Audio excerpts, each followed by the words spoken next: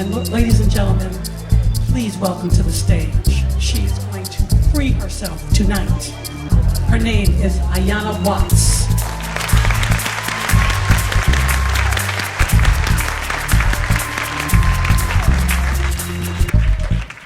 It's 1957, and my family started a little church.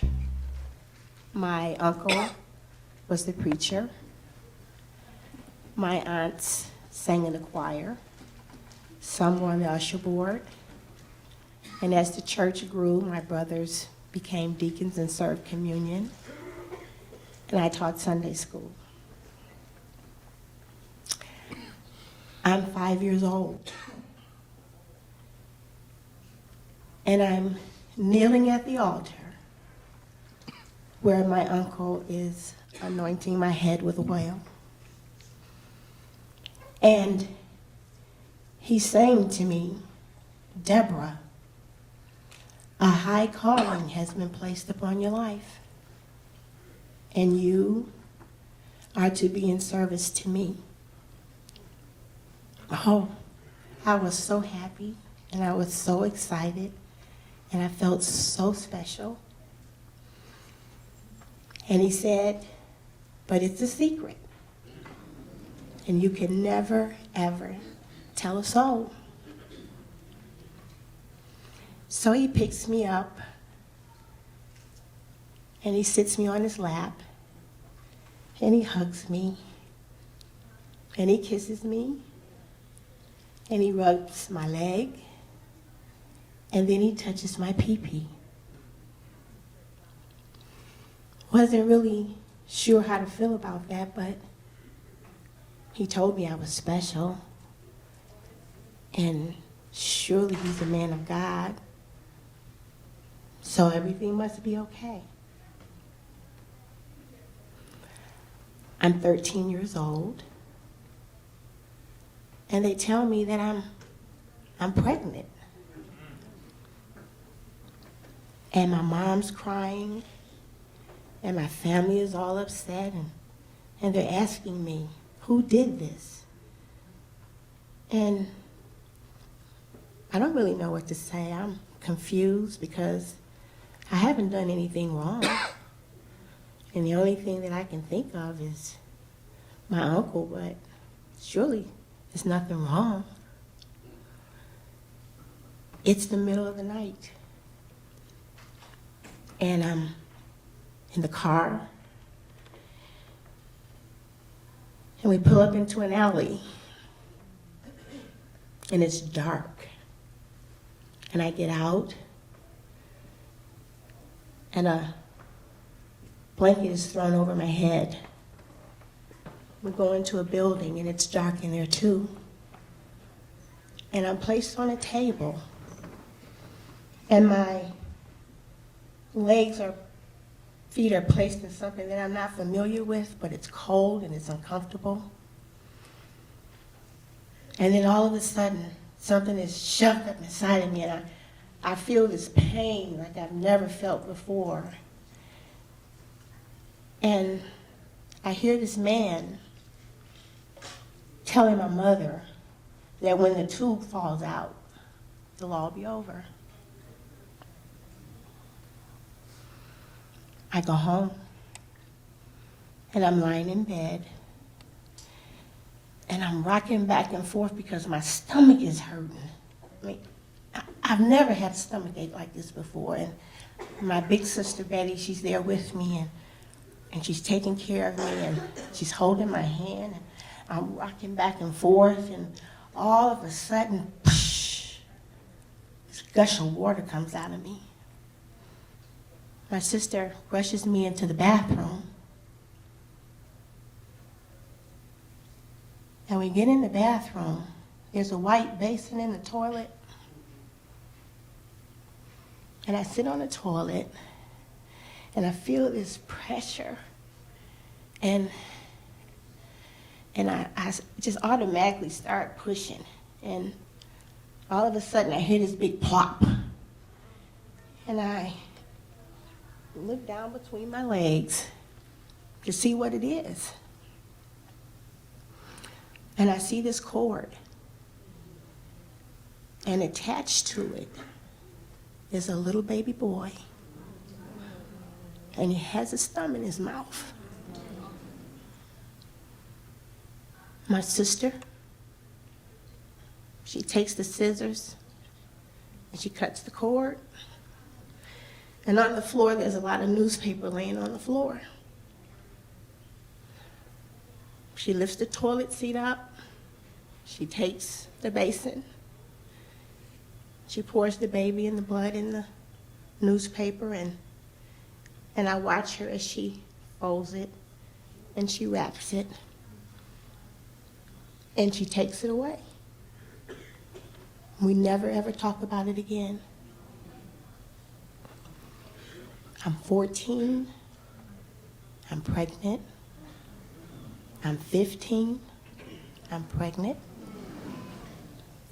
I'm 16, and I'm pregnant. But something's different this time. My aunt, who's a nurse, she's in my bedroom, and she tells me to take my panties off, and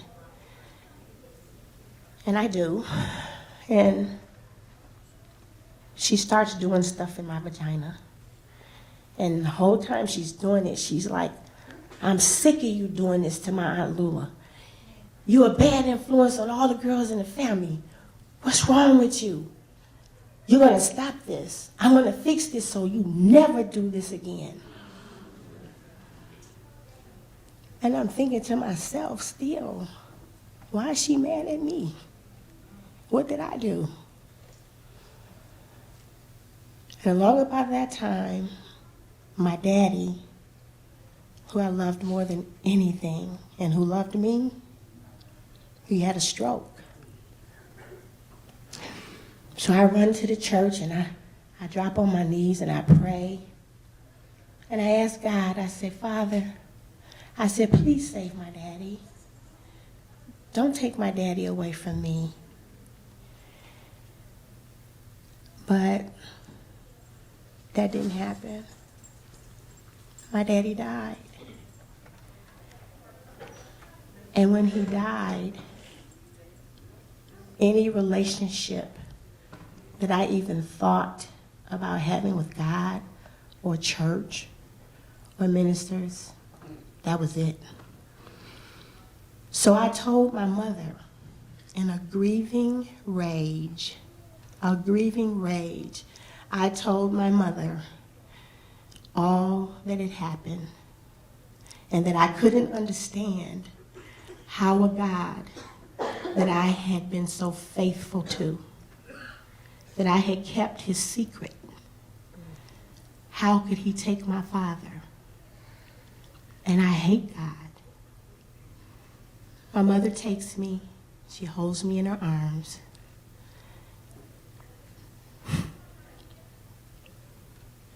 And she rocks me, and she tells me, it's gonna be okay, I'm gonna take care of it. I'm sorry. She did something because it never happened again, but emotionally, I carried and have carried that all of my life. I'm in my 20s, 30s now. And I set out on a mission to go around to different churches because I want to take down all these preachers who profess to be holy. And supposed to be ministering to the sheep. So I sit in Sunday service and I make eye contact because I'm cute. And I look at them that certain kind of way. And if they look back at me that certain kind of way, I know I got one. So I go through the receiving line. You know the receiving line. And when it's my time to shake hands, hold my hand just a little bit too long. And usually they would say, why don't you step to the side, we can talk a little bit after church, or make an appointment with my secretary and come back and see me and we could talk about membership to the church. I always went. Always went. And I would take my little tape recorder with me. Get in the office. We just chit-chatting, but I'm waiting because I know what's coming. And sure enough, you're a good-looking woman. May reach out and touch me inappropriately or say something that I felt was offensive. And the minute he did it, you rotten, dirty motherfucker. How dare you? Acting like you holy. And all you doing is preying on women. And maybe children too. I have been ushered out like a raving maniac. I have been offered money not to tell. I even had one minister tell me that God was still working with him because he had issues with the flesh. Me, I'm keeping score. So that's one more for me and 0 for God in the church. I'm in my 30s. Life is going good. I start my own business. I'm married. I have wonderful children, a beautiful home, a master's degree, work for a congressman. And I did it all without God as far as I was concerned. And then one day, something happened. I lost my business. My best friend, my sister girl of over 30 years, you know what she did? She slept with my husband. My favorite dog got lost, and if you're a pet lover, you know how that feels. I lost my jewelry. And I lost a sense of who I was as a person. My bank accounts had been levied, so I had no income. So I had to go out and get a job. And I was having some health issues at the time, panic attacks and depression. But I knew that I still had to take care of myself. So they hired me. I'm a social worker by profession. And I get a job at a nursing home. And I'm there for 1 week. And all of a sudden, I'm in my office. And somebody opens the door. Let me back up. I had prayed, not thinking that God was going to answer my prayer. But things had gotten so bad and so out of control that I said, Father, I stretch my hands to thee, for no other help I know.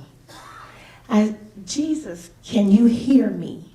I'm hurting and I'm in a place in my life that I can't figure it out on my own. Now, I wasn't expecting a result. I really wasn't. But that day, one of God's angels walked in my office. Hey, Ayana. Her name is Elma Anita Chapman.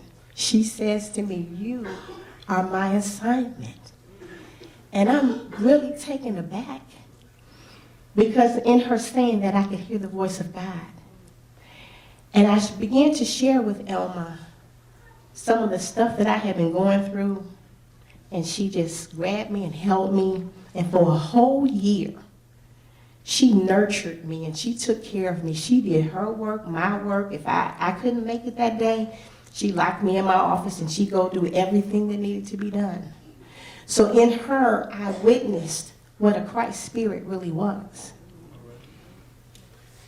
She stayed for about a year.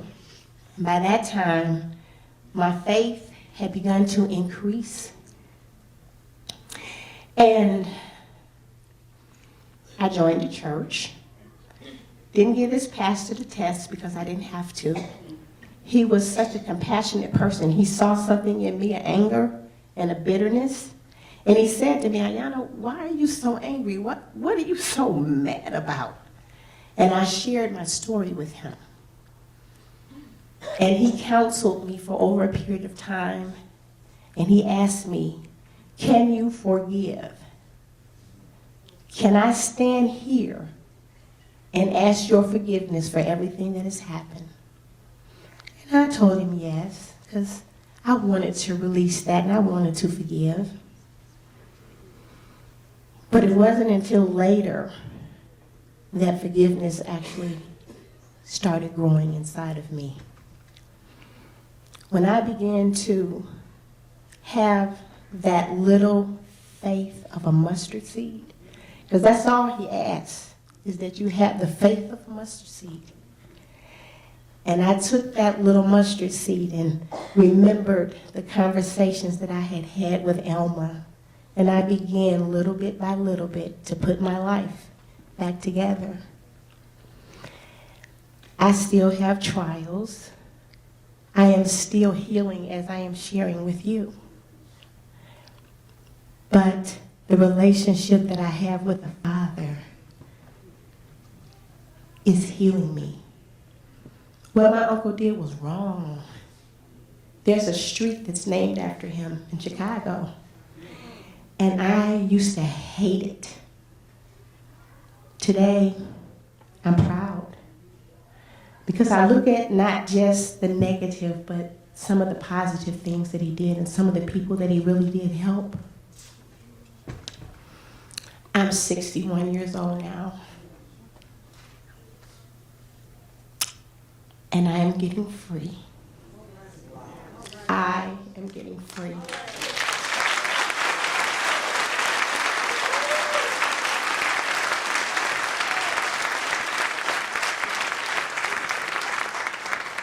My uncle passed away many years ago.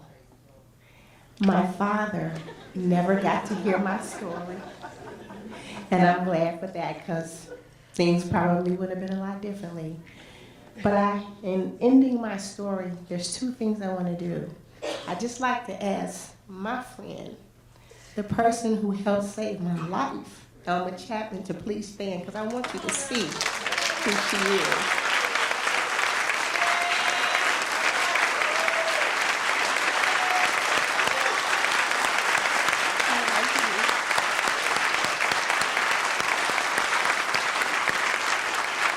Now, I am not a singer. I'm not even a shower singer, okay? But I can't end my story without singing at least a verse of my song. Grace, grace, God's grace, His grace will give you the victory.